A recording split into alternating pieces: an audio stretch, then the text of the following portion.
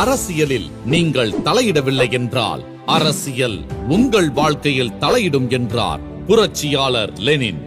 அடுத்த தலைமுறையிடம் அரசியலை சரியான வழியில் கொண்டு சேர்க்கும் நோக்கத்தில் தொடங்கப்பட்ட நிறுவனமே வாய்ஸ் ஆஃப் காமன்ஸ். இதை நிறுவியவர் தமிழகத்தின் தேர்தல் அரசியல் ஆய்வாளரான ஆதவ் அர்ஜுனா. எளிய விவசாய குடும்பத்தில் பிறந்த இவர் 5 வயதிலேயே பெற்றோரை இழந்தார். கூடைப்பந்து விளையாட்டில் இவருக்கு இருந்த ஆர்வம் காரணமாக சென்னையில் உள்ள விளையாட்டு மேம்பாட்டு ஆணைய விடுதியில் உதவித்தொகையுடன் தங்கி படிக்கும் வாய்ப்பு கிடைத்தது. அங்கிருந்தபடி சென்னை கிறிஸ்தவ கல்லூரியில் அரசியல் அறிவியல் படித்தார். அப்போது பெரியார் சிந்தனைகளையும் அம்பேத்கர் கருத்துகளையும் ஆழ்ந்து படித்தார். இங்கு எல்லோரும் சமம் என்ற அரசியலே இனி அவசியம் என்ற சிந்தனையை வந்தடைந்தார்.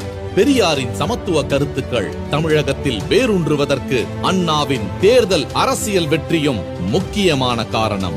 பெரியாரின் கொள்கைகளுக்கு அண்ணா தன் ஆட்சியால் செயல் வடிவம் கொடுத்தார். அதே நேரம் இந்தியாவின் அடையாளமாக அறியப்பட்ட புரட்சியாளர் அம்பேத்கர் மாபெரும் சிந்தனை பொக்கிஷத்தை நமக்காக விட்டுச் சென்றார். ஆனால் அம்பேத்கரின் அரசியல் கருத்துகள் செயல் வடிவம் பெற முடியவில்லை. ஏனெனில் தேர்தல் அரசியலில் அவர் கொள்கைகளை செயல்படுத்தும் ஆட்சிகள் அமையவில்லை. ஒரு அரசியல் கொள்கையானது செயல் வடிவம் பெறுவதற்கு தேர்தல் அரசியலே பிரதானம் என்கிற யதார்த்தம் ஆதவ் அர்ஜுனாவுக்கு புரிந்தது. தேர்தல் அரசியல் குறித்து ஆய்வு செய்யும் பணியை அங்கிருந்தே தொடங்கினார். அதன் தொடர்ச்சியாக 2015ஆம் ஆண்டு திமுகவிற்கு தேர்தல் வியூகங்களை வகுக்கும் குழுவில் பல்வேறு பொறுப்புகளை ஏற்று நடத்தினார். தொடர்ந்து திமுகவின் தேர்தல் வெற்றியை எளிதாக்க 2019ஆம் ஆண்டு ஒன் மைண்ட் இந்தியா என்ற நிறுவனத்தை துவங்கினார். இந்த நிறுவனம் தமிழகத்தின் 234 சட்டமன்ற தொகுதிகளையும் பகுப்பாய்வு செய்து தேர்தல் வியூகத்தை கட்டமைத்தது.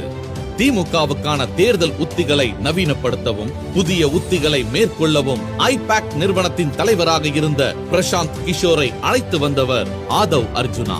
அவருடன் இணைந்து 2021ஆம் ஆண்டு தேர்தல் களத்தில் முக்கிய பங்காற்றியவர் ஆதவ். சட்டமன்ற தேர்தலில் திமுக வெற்றி பெற்றது.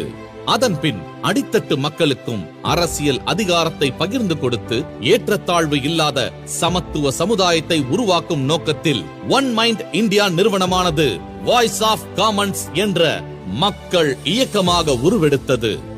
விடுதலை சிறுத்தைகள் கட்சியுடன் 2022ஆம் ஆண்டு வாய்ஸ் ஆஃப் காமன்ஸ் நிறுவனம் கைகோர்த்தது.